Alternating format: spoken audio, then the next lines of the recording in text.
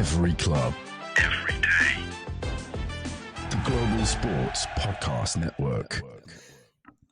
Hello and welcome to the Daily Brighton podcast. This is our crossover episode as we look ahead to playing Ipswich, the newcomers to the Premier League. Joe, I am joined by you once again. How are you doing, man? Oh, mate. I've just come off the back of a nice quiz, the first ever Daily Brighton quiz win. So I'm feeling unbelievable, to be honest with you. So yeah, go and check that one out.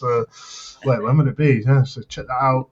It'll be the day before this one, yeah. So check it out in the past, mate. You'll also don't rub in the win, mate. Yeah, it's a fluke. But we are joined by the Ipswich fan himself, a fanatic, if you will. It's Rob Binns. Welcome to the show, Rob. How are you feeling now that you're back from the international break? Oh, I'm absolutely delighted to be back. I get so, especially these Nations League ones, so they don't count as proper games, do they? Let's be honest. Like, I'll still watch them, but it's interesting you've done a quiz as well, because I think our most recent episode was a quiz as well, but I actually lost that. So not as good as Joe. But it's just what you have to do to fill the break, isn't it? We've all started doing quizzes and make whatever we can when there's no club football for a week, so I'm glad to be back. Exactly. When we're all begging for the Premier League to be back, we are just scratching for ideas, looking around, and we are all doing quizzes by the looks of it.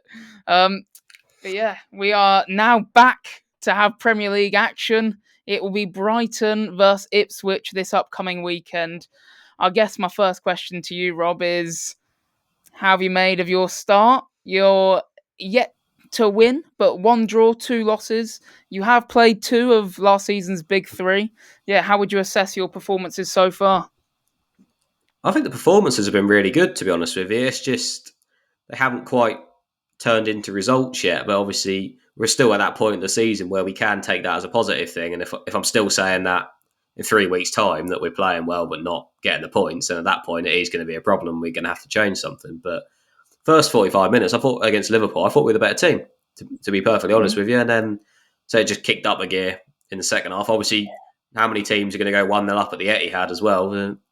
But then obviously, as it is with Man City, just if you score early, you poke the bear and you're 3-1 down 5 minutes later, as it was in our case. But, so again, we had some very solid spells in both of them games, I thought. Again, they're sort of games we kept using the phrase free hit on our pod, because no one expects us to go and would have expected us to come away with anything but 2 defeats from those games. So, but I think the performances were really promising. And then again, Fulham was that was the game where you look at and think, right, it's not that same calibre as opposition. How are you going to fare? And I think again we were the better team. I think we had the better chances, and I think if a draw was probably a fair result in the end, but if there was a team that was going to nick it, especially in the second half, I think that it would have been Town. So I think that is they're the positives to take. Like I say, we now need to start turning those performances and actually going and getting the job done and getting the 3 points from it as well, which is, I'm not sure I like our chances of that on this weekend, to be perfectly honest with you. But say that's the point we're at now. We keep saying, yeah, we play really well. It's a good sign. We'll take that moving forward. But there's only so many weeks you can use that excuse. And we're getting to the point now where we do have to start getting points on the board before we fall too far behind. Yeah, I mean, one of the things that I've noticed about Ipswich is, I know it's only 3 games in, but you do seem to be like fast starters and then kind of die off towards the end. Well, especially in the first 2 games against City and Liverpool. Is that something that you feel against Fulham you were more consistent throughout because they were perhaps a bit of an easier team to go against? Or do you feel that's a worry going forward? I think it's more just sort of the calibre of the team, I think, because the way we've been playing this season it's been very high press, high energy, sort of going out, but City and Liverpool can just knock the ball around you for 15 minutes at a time, and so you hardly get a touch, and just there's only someone who can maintain that standard. Whereas with Fulham, they're going to try and do that, obviously, to play around it, but you don't have to use as much energy to go and really pounce on them. Say, like City especially, we started Brighton sort of. So once the first goal came in, then they just stop. And then when they get in front, they do the usual Man City thing and they just kill the game. And we're just chasing shadows as Rodri and Stones and all them lot just can look absolutely unfazed on the ball under heavy pressure and just ping it about and everything. Whereas Fulham, but I think the other thing as well was by the Fulham game, we'd had a lot more of our new signings into the squad, so we were able to make more positive changes and sort of keep those fresh legs. So we always had a group of 3 or 4 players that had that high energy, could go and press, and if one started to tire, we could take them off. Which, especially Liverpool, I didn't think we had that option as much really. But so now I think window's done. We've got a strong squad, so I think that will be the way we play now, and hopefully we last 90 minutes or so. Yeah, I mean, you spoke about the window. I feel like Ipswich, along with us, we had one of the strongest windows, or I think collectively, the amount we've improved our squads, I feel, was a massive jump compared to other teams, even around us, that finished around us last season. Joe, you were nodding as well. What have you been most impressed with Ipswich's start? So after the first game against Liverpool, which I watched, the thing that stood out the most was the fact that out of all the teams in the opening week, I think you had like the most sprints, the most pressures, like all that sort of stuff is like that sort of style of play can sort of like dictate how like the small bits that keep teams up. Because I imagine that your goal would be to just stay in the league for at least the first season, and obviously you build on from that. I feel like that's what every promoted team sort of vibe is like. Yeah. I think that it might be a bit of a hot take, but I think under a Klopp's Liverpool, I think you might go one up in that game. Because those transitions would be a lot more apparent, whereas as soon as Liverpool got their foothold in the game, it was again that sort of thing of like, because they're now more a possession-based team, you were sort of in that thing where you were like, okay, now we're sort of chasing shadows. Also, you lot were shattered from, you could just tell like the spaces just opened up like huge in the second half. But overall, I've been really impressed. I also feel like you guys have, out of all the teams that have come up, Leicester have obviously their financial issues and XYZ, and then Southampton basically want to sack their manager whenever the results don't go their way. So, but you guys have just come with good vibes. I know that sounds stupid, but you guys have come with the vibe of like, okay, we're here. And then once that sort of like honeymoon period wears off and you're like, okay, no, we actually are supposed to be here, then that's, I think, when you can obviously start looking at, and a couple of defeats will do that to you as well.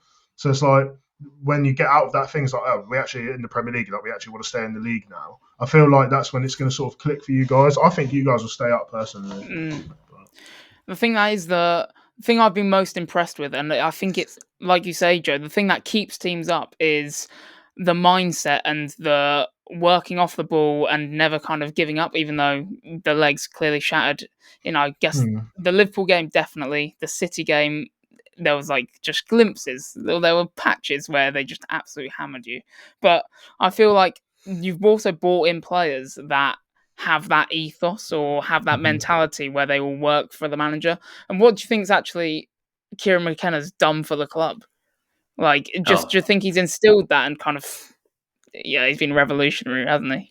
Yeah, absolutely. I mean, there's one thing linking all these signings we've made is that every single one has sat down, done that first interview with the club, and there's some sort of line about, I really want to play for the manager, or the manager's really sold me on the project. That we've had the window's been unbelievable. The level of pull that I don't think any of us really expected. We're like, we spoke on our podcast. I mean, with Calvin Phillips sign, and we sat down and was like, saw the links, and we were like, right, three clubs are in: Everton, Fulham, and Ipswich, and we were like, well, we're probably bottom of his list there because they got Everton are still up north. He doesn't have to move too far, if at all. Fulham's that really nice part of London that everyone wants to go and play, and of London just in general. So we are realistically third on that thing. And then 2 days later, it's like, bang, deal agreed. It's going to come on loan. And we thought, well, that is just. Then he sits down and goes, yeah, I wanted to play under McKenna. And that's why I say the goal for us is to stay up, because it's unanimous on our podcast that Kieran McKenna is a Premier League manager next season. So we just have to hope with everything that we stay up and that he's still with the club, because if we go down, he will not be our manager next season. There's absolutely no chance of that. Yeah, 100%. I think he's already attracted so many big names, hasn't he? I think after the break we'll talk about how you think Ipswich can potentially hurt us, and Joe will do the same for them. Might not be nice listening for the Ipswich fans because, given how these have gone in the past, I'm in a good mood now, we so aren't I'm going to kind. be nice. I'm going to be nice. Yeah. When it was Well, with the that's good. Arsenal lot, I don't care about them. Yeah, You we're know what I mean? changed men, aren't we, Joe? Yeah, We're we're changed men. reformed. We've come back from the international break and Yeah, we've we're feeling calmed down a fresh. little Yeah, bit. give it 1 week, and then we'll see what happens. Yeah, and we'll see you guys after the break. Do you have a story to tell that the world needs to hear? Have you struggled with reaching new audiences who are engaged with your story? It might be time for you to start a podcast. If so, let me tell you about a platform that we use here at Global Sports Podcast Network, Zencastr. Zencastr makes it easy to start a high-quality podcast built for growth from day one. With 4K video recording from your phone and AI editing that automatically removes ums, ahs, you knows, and 22 other speech patterns. Zencastr makes it super easy to start a podcast that sounds great. Are you ready to tell your story?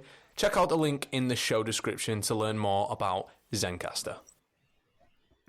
And welcome back to the Daily Brighton crossover with Ipswich Town. I'm going to read out some stats that aren't going to make for some good reading for Ipswich fans, and then I'll pose you a question, Joe. They are bottom in shots on target per match, bottom in XG, bottom in big chances created. Sorry, Rob. Do you think they have the facilities to hurt Brighton with the likes of Jean-Paul Van Hecke, who's playing out of his skin at the moment? Jean-Paul Van Hecke is basically a care worker for Lewis Dunk. I'm not gonna lie.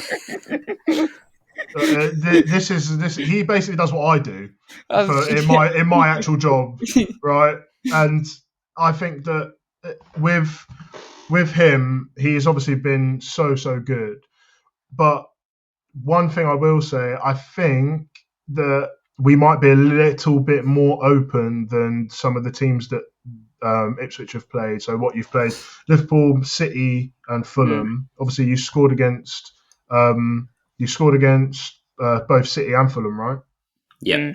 Yeah. So the thing for me is that I feel like you might have a little bit more space spaces when you play against us, because our sort of style at the moment is very like, you will see gaps. If you look back at all of our games, you see huge gaps.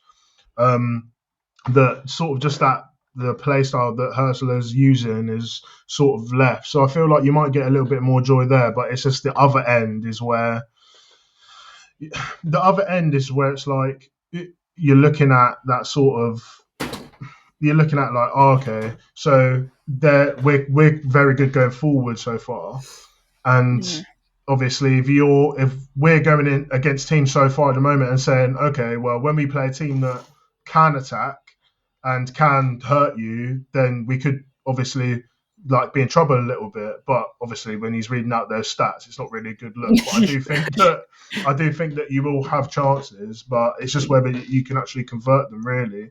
I think you might have more chances than you've had in some of the other games, but I think we'll be all right.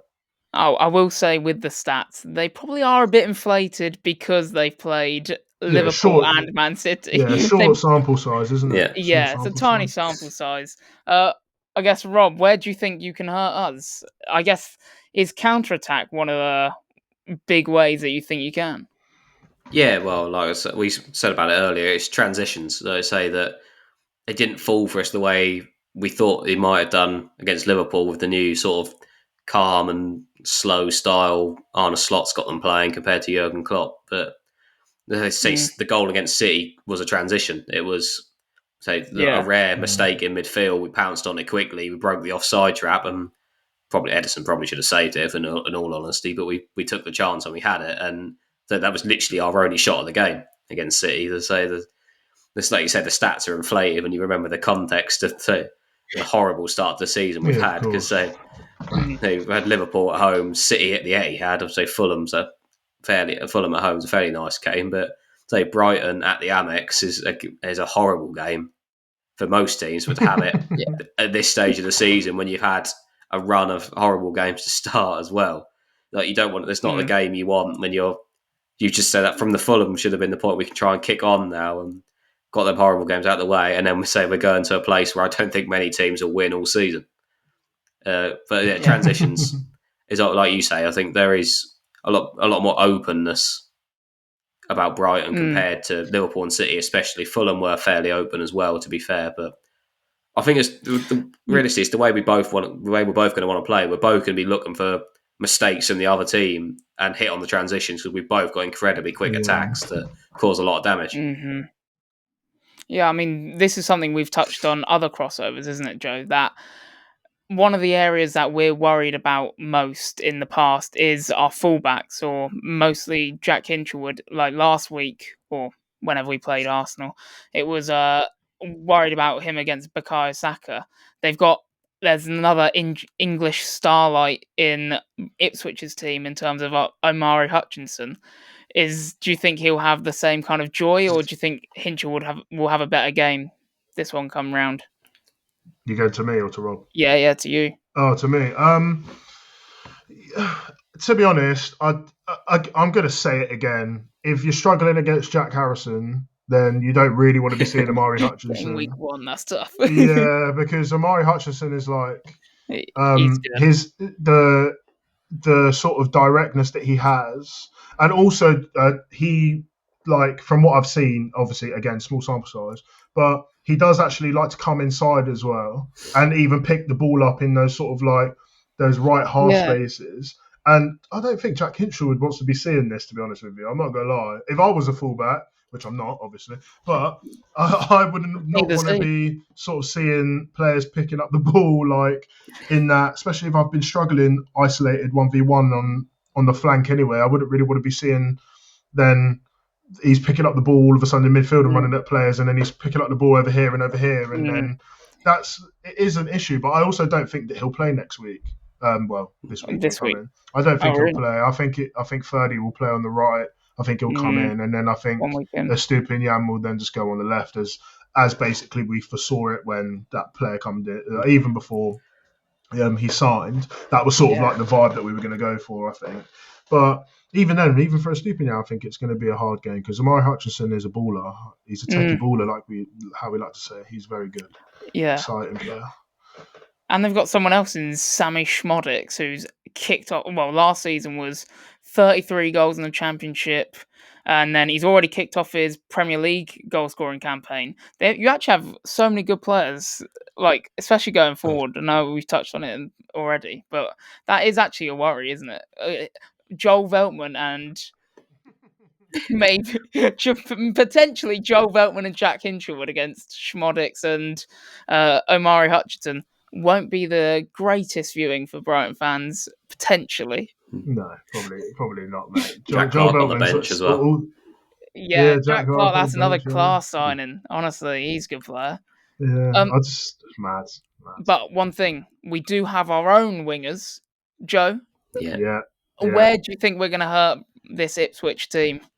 I feel like it's a bit boring to keep saying this, similar things, because in reality, Minte was really good in the first game, and then he decided to sacrifice his whole life and career for a tackle in the box on the opposite end of the pitch, and then he come off, went mental. It was a great tackle, went mental. Then against United, he wasn't really very good at all, really. Yeah. And then he was like okay, so it's really been like good, bad, and then the middle bit. So it's like the good, the bad, the ugly. Yeah, pretty much. But the only thing is that I really like Leif Davis. I think Leif Davis is class. But in the game against, I didn't watch the game against City because I was not finding the stream for that. I can't confirm. But the thing is that in the game against Liverpool, he sort of vacated that left back position, and Salah was just in acres and acres. And Leif Davis is young. He's also like massively talented, but a lot of his talent is obviously going forwards. His delivery into the box is unreal. But I'm just a bit worried for Ipswich that if he is vacating those spaces, Minte is a player that could definitely punish. Yeah, definitely. Not sure about you, Rob.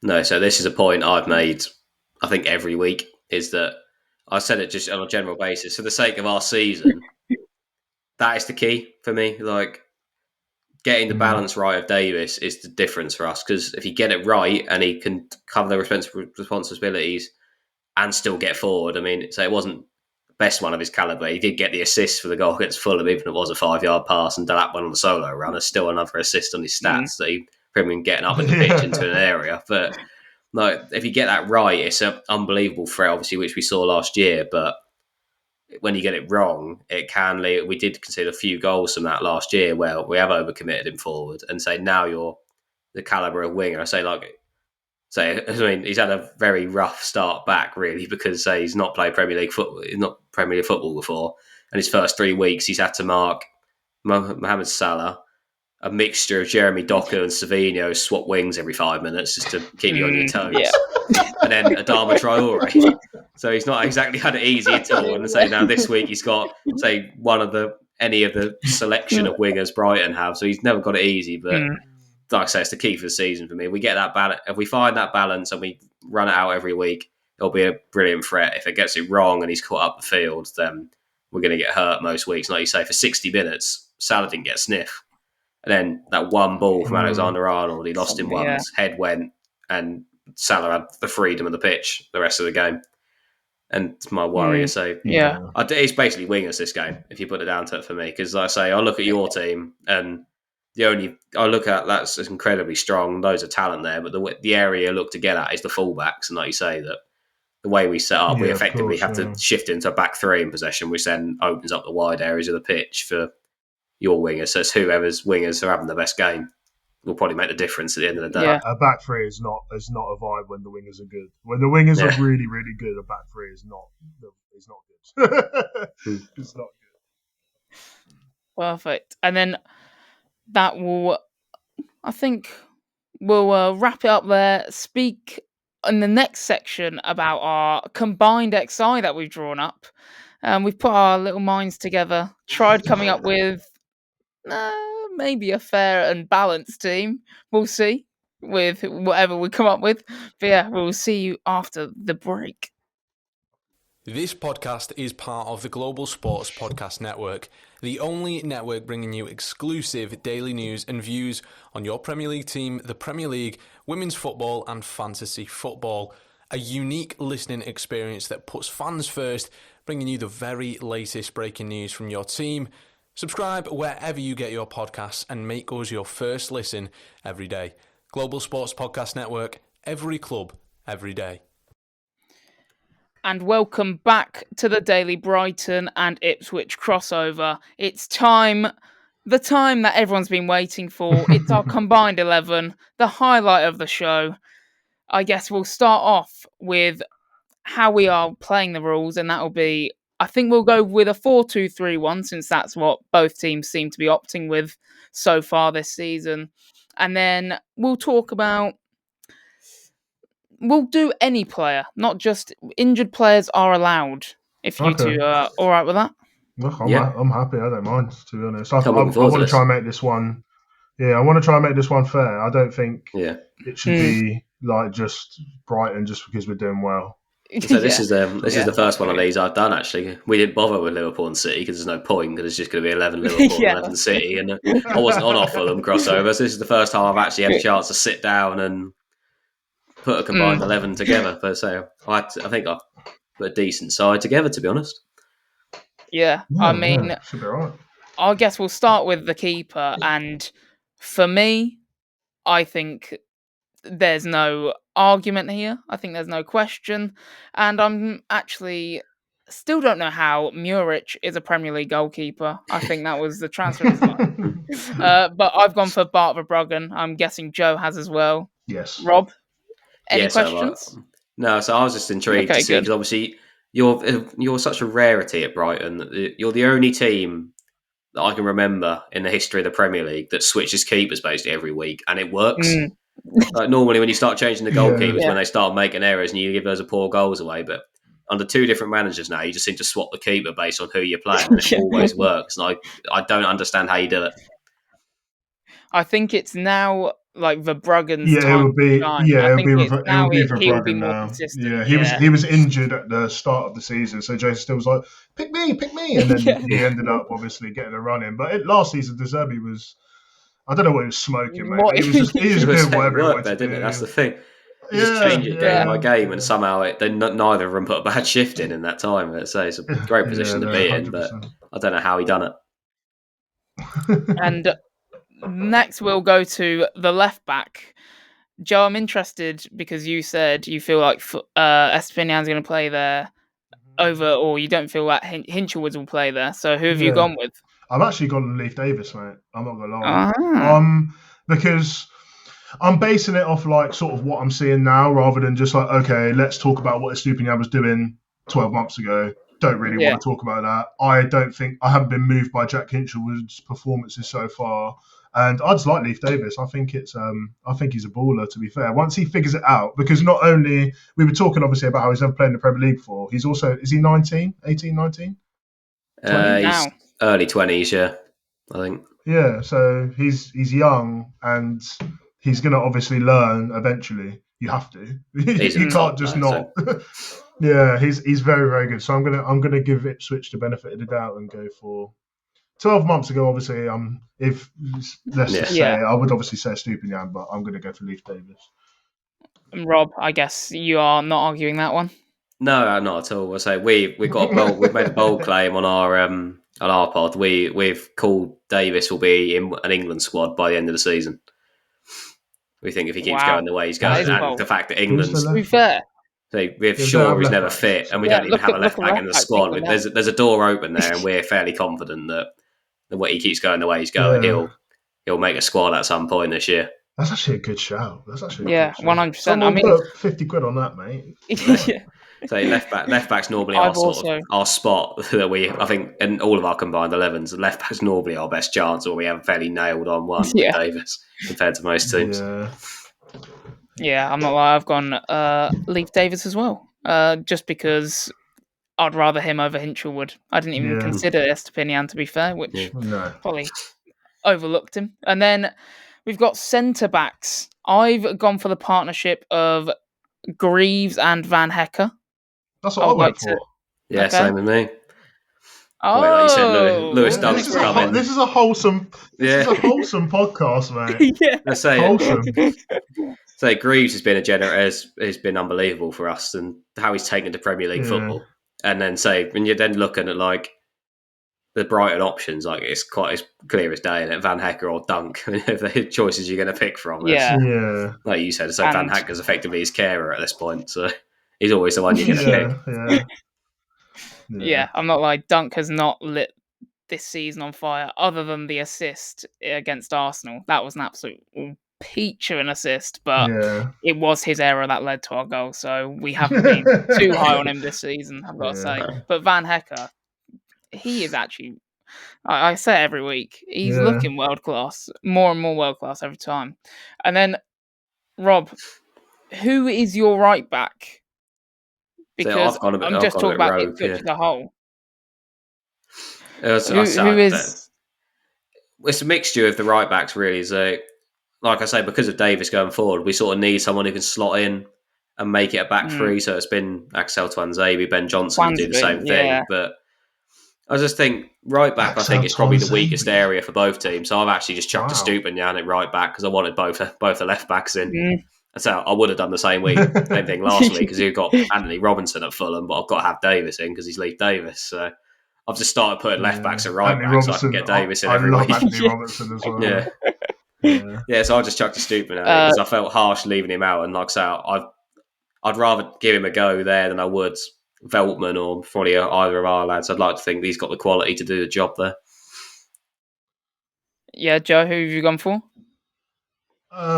I've actually gone for Joel Veltman purely for the fact that I know Kadioglu's a good player, but I can't base it off him playing for Brighton because he literally hasn't played for Brighton yet. Yeah, exactly. Kadioglu literally is going to be that player, but like in all of the combined 11s past this, I imagine he's probably going to be our shout. But Joel Veltman, just for the antics against Arsenal alone, the antics against Arsenal alone get him that role, and he's the captain as well. In my opinion. I surprisingly have gone for Joel Veltman as well because he got man of the match against Arsenal, and you can't drop a man of the match. I don't know how he got man of the match, really. I think it was a slight We all know how. We all know how he got man of the match. He was the key player and the turning point of the game, wasn't he? That's for sure. Yeah. Yeah. He certainly was the difference maker. Yeah, I do think Kadioglu will be the one, though. Like you guys say, I'm really on that one. He's a baller. The midfield too. Who have we gone for? Joe, how about we say who you've gone for, Joe, and then Rob, who you go for, and then you can debate between yourselves. This is a bit of a hard one because it's Wiffer, and then if you throw names at me, and then I'll put a player in if I think it's because I'm not having Milner and I'm not having Matt O'Reilly because he's injured, right? And he's played for 10 minutes. So your boy Belieber. Yeah, go on. Say what you've got. But Belieber's barely played, so yeah. Well, I've got Viffer obviously because I think he's only played one game, hasn't he? But we know from previous that they obviously no disrespect. We know how good Brighton scouts are, but I was surprised he hasn't got a move a bit higher up. I thought a bigger move. Obviously, Liverpool seemed like the obvious one. That's where with Arne Slot going there and him being one of the key players in Slot's system at Feyenoord. But I think Brighton have done incredibly well to get him in. I think he's a great player and he will do great things this season once he gets over that knock he's got. And then I've gone for our skipper next to him, Sam Morsey. Just 3 different divisions he's played for this club and he's just taken to every single one straight away. No messing about, just dictates the play. Doesn't look phased by anything that happens. He's had, say, De Bruyne, Rodri, all of them not running at him the other week, all the Liverpool lads the week before as well. Doesn't look phased. This is a top player. Yeah, has he played in every single... I feel like I was watching Ipswich the other day, or when they played against Man City, and the commentator said that he's been in every single division. Maybe not just for Ipswich, but in his career. I think he would have done because he's been in 3 with Ipswich. No, I think National League, National League, yeah. National League, North or South, National League. Yeah, because last season, the Luton player did it, and I think this guy's done the same thing. Mpanzu? Yeah. Mpanzu, yeah. I think Sam Morsey's done the same, and just for that, I'll whack him in. Yeah, he can go in. It's fine. Yeah, I have absolutely no issues with that whatsoever. Now, right wing, we have plenty of options. Yeah, this is where it gets a bit mad. I'm not going to lie. Yeah, this is plenty of options at right wing. We've got. Are you going Omari Hutchinson? Put him in a 10. Or are you going him in a different position and then he's in a different position for me? Yeah, okay. My debate was between 2 of your lads. It was Adingra or Minter was my choice, and just purely because I've not watched a Brighton game this year yet because I work in football. So Saturday 12:30 kickoffs, I'm either on a coach going to an away game or I'm working at home game. So I haven't watched even 3 o'clock and 12:30. So I've not watched Brighton yet. So I can't give a fair opinion on Minter. So I've gone Adingra because I've watched him and I think he's brilliant. He's so good. Joe, I guess you get the reins. Who are you choosing? I'm going to go for Minte just because he started I'm basically just going off the first 3 games because before the rules have been okay, we're going to not do this and not do this, but it's led to absolute carnage in the combined 11. So this is one where I actually think, okay, it makes a bit more sense. It's also not completely biased. But this is where I think this has basically been our highlight for the season so far has been the front 4. So I'm going to go Minte. I think Adingra was the difference against United when he came on because of that actual decision making. Also, ridiculous shouts I've seen on Twitter of him saying he's our worst winger. We have 18 of them, and he's definitely not the worst one. That is a ridiculous shout. I don't know what year you were born, but you need to go outside, touch grass, go back in, go onto YouTube and watch a compilation of Adingra, all right? So I ran over, but I think I'm going Minte, yeah. So I guess this is where the argument ensues because we are big fans of João Pedro and he is up against Omari Hutchinson. Each make a case. Yeah. Well, obviously, I've gone Hutchinson. Oh, go on. Yeah, you go. You go. Yeah, you go with Hutchinson first.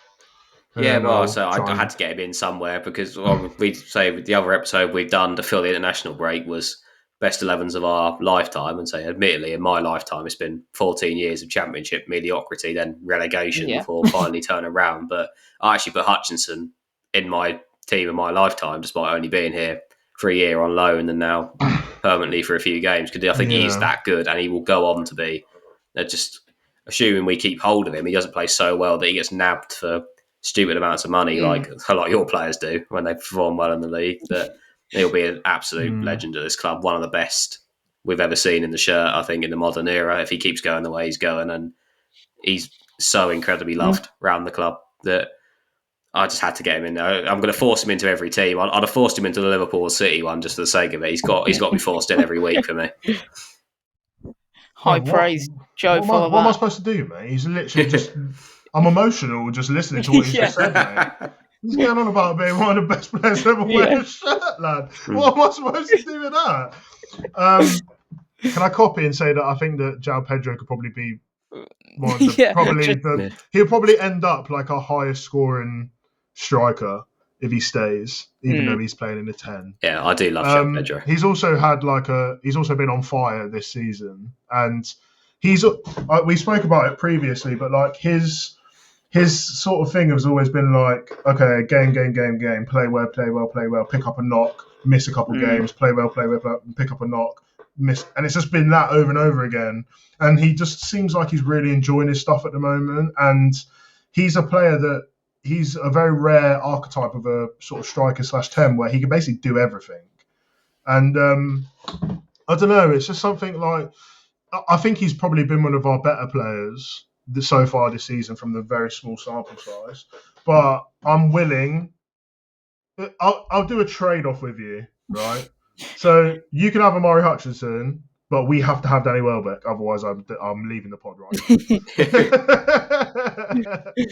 now. That's the trade-off I offer you. I think João Pedro has probably a stronger case so far based on what I'm going off, but you've absolutely moved me with the Amari Hutchinson speech. So I'm going to allow Amari Hutchinson, I think. On my job. That's what I came here to do. So we'll allow Amari Hutchinson. Yeah. But the condition is we're having Danny Welbeck up top, and that is also a hill I will die on. So I'm taking that. And now the question is left wing. I also think we take this Mitoma. And I'm guessing you're going Schmodix? No, I think Schmodix has been brilliant so far. Like, he just scores goals at the end of the day. Like you say, his stats last year, he scored 3 goals in 2 games for Blackburn before we signed him. He already carried on the form. He just scores goals. Great player, but I can't sit here and honestly say that if I was offered Mitoma that I wouldn't take him instead, because he is an unbelievable player. His injury last season robbed us of a top quality player getting to watch week in, week out. I was so impressed the year before, impressed again this season, and top player. I can't not put him in. I would be seriously biased if I was trying to miss Mitoma out too. And there we go. That is our combined 11. We've got Bart Verbruggen in goal. I'll start again. We've got Verbruggen in goal, Leif Davis at left back. Our centre back partnership are John Paul Van Hecker and Jacob Greaves. We've gone with Joel Veltman at right back, to the shock of perhaps a couple. Then we've got Sam Morsey and Matt Swiffer in centre mid. We've got our boy Minter, because he needs to be mentioned on every single Daily Brighton podcast by the looks of it.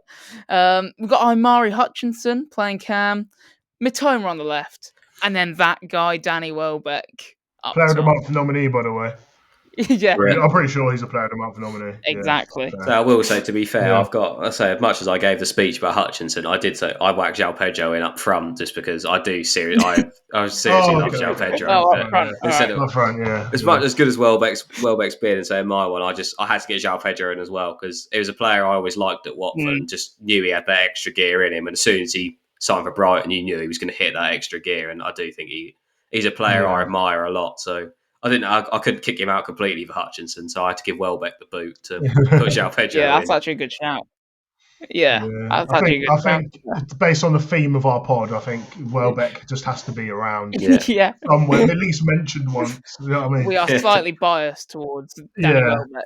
Yeah. Oh, it's just like our one. It's like say Haaland. Hutchinson and Davis are going in every week on our one. It don't matter which of the four of us you get on these crossovers episodes. Where Davis and Hutchinson will be in there every week, and probably Morsey as well, to be honest, because just why not? Have to. We're going to be arguing Danny Welbeck versus Erling Haaland, maybe. We'll wait for the City pod.